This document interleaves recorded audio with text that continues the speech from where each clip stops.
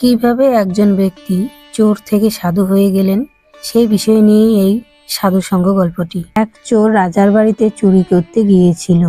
রাজা রানী তখন গল্প করছেন। অন্ধকারে দাঁড়িয়ে দাঁড়িয়ে চোর সব কথা শুনছে। রানী, তুমি রাত দিন তোমার রাজকার্য নিয়েই আছো, এদিকে মেয়েটির পানে একবারও তাকাচ্ছ না।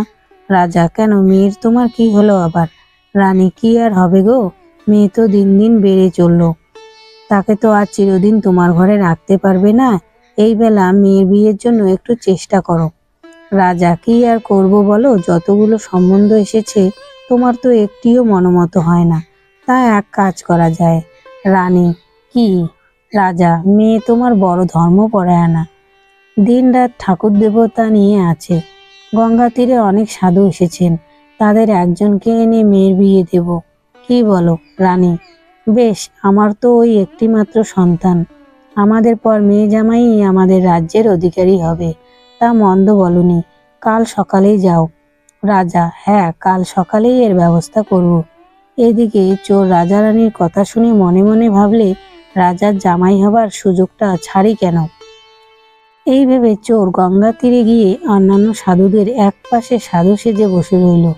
পরদিন সকালে রাজার লোক সাধুদের কাছে গিয়ে উপস্থিত। তারা রাজার ইচ্ছার কথা প্রত্যেক সাধুর কাছে গিয়ে বলতে লাগলো, আর রাজার মেয়েকে বিয়ে করতে অনুরোধ করতে লাগলো। কিন্তু বিয়ের কথায় সাধুদের কেউ রাজি হলেন না। শেষকালে রাজার লোকেরা সাধু বেশধারী সেই চোরের কাছে গিয়ে বিয়ের কথা বললে। চোর হ্যাঁও বললে না, নাও বললে না, চুপ করে রইল।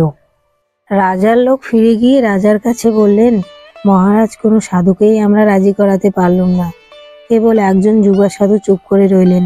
আপনি নিজে গিয়ে অনুরোধ করলে হয়তো তিনি রাজি হতেও পারেন। লোকজন সঙ্গে করে রাজা গঙ্গা তীরে চোর সাধুর কাছে উপস্থিত হলেন। রাজাকে নিজে আসতে দেখে চোরের মনে কি রকম এক ভাব হলো।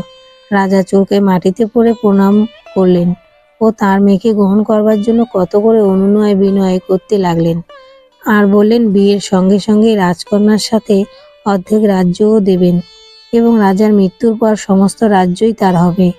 চোর তখন মনে মনে ভাবছে, আমি চোর, স্বার্থসিদ্ধির জন্য এসে সাধু সেজে বসেছি। যদি সত্যিকারের সাধু হতে পারি তবে কি না পেতে পারি। এতে দেশের রাজা এসে পায়ে লুটাচ্ছে, মেয়ে আর রাজ্য নিয়ে সাদাসাদি করছে।